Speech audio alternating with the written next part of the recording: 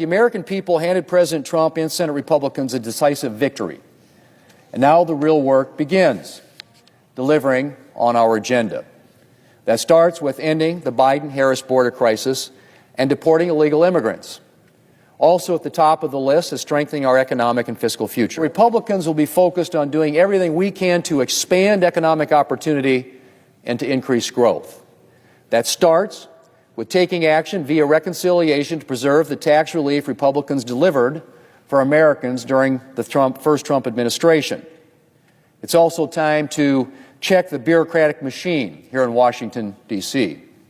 A key element of making America prosperous again is taking a hatchet to the regulatory apparatus choking our economy. Of course, a major focus of both the Trump administration and the Republican Congress will be restoring American strength to promote peace at home and abroad. That includes restoring American energy dominance for the sake of both economic growth and our national security. Needless to say, the floor priority at the start of the year will be confirming President Trump's nominees, and members should expect an aggressive schedule until those nominees are confirmed. And I plan to have regular meetings with Speaker Johnson and with the White House to ensure smooth coordination and a strong working relationship between the House, the Senate, and the administration as we work together to implement President Trump's agenda. Mitch McConnell's Republican Senate Majority Leader replacement, John Thune, is chomping at the bit to ruin the lives of millions of average Americans, all at the behest of Donald Trump and the small club of oligarchs he promised to work for. Thankfully, though, progressives in the House, like Representative Pramila Jayapal, are standing up for everyone abandoned by the Republican Party's ideological project. This rules package makes very clear what the Republican majority will not do in the 119th Congress.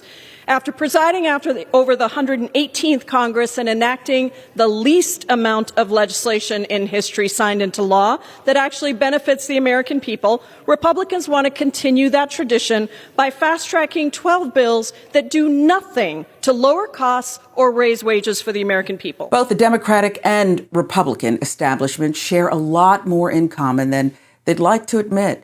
From allowing money to corrupt politics, promoting American imperialism, and preferring punitive justice over rehabilitative systems, to cutting social spending, protecting flawed institutions, perpetuating nepotism. Their priorities consistently protect the wealthy at the expense of the people they're supposed to represent.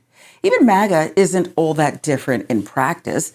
Both parties demonize anything remotely anti-capitalist, block avenues for real reform, and ensure that the interests of corporations and capital owners remain untouchable. None of the bills prioritized in this package take on the biggest corporations and wealthiest individuals who profit from the high prices and junk fees and corporate concentration that's harming Americans across this country. Because guess what? These corporations and wealthy individuals are the ones that are controlling the Republican Party for their own benefit. Just look at the combined wealth of the individuals that Donald Trump has nominated for this cabinet. A total wealth of over $450 billion with a B dollars. And with all those conflicts of interest present and the ethics scandals of numerous Republican members, perhaps that's why this Republican majority no longer wants an office of congressional ethics. That's right, they want to jettison ethics for, quote, conduct.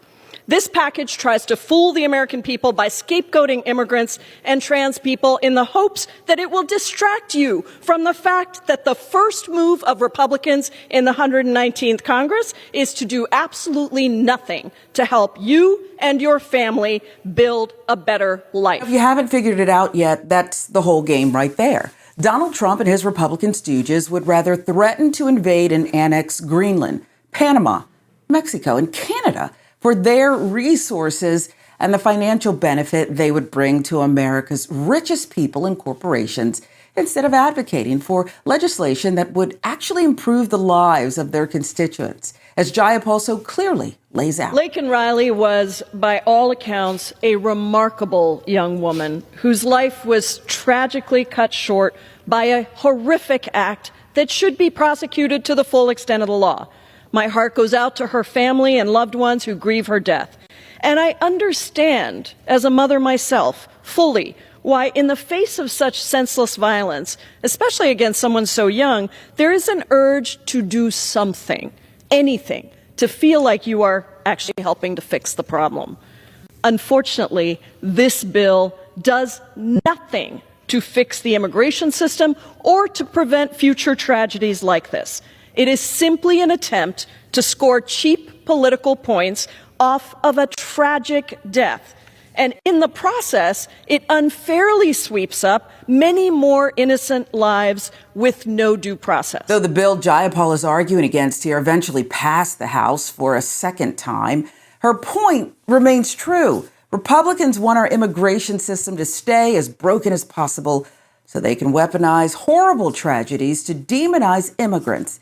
It's a calculated move to justify bigotry and violence against already marginalized communities, all while keeping the system rigged to benefit the wealthy. This is the Republican playbook over and over again. Scare people about immigrants. Never propose anything that actually solves an outdated and arcane immigration system that desperately needs Congress to allocate resources and update legal pathways to make the immigration system work for everyone.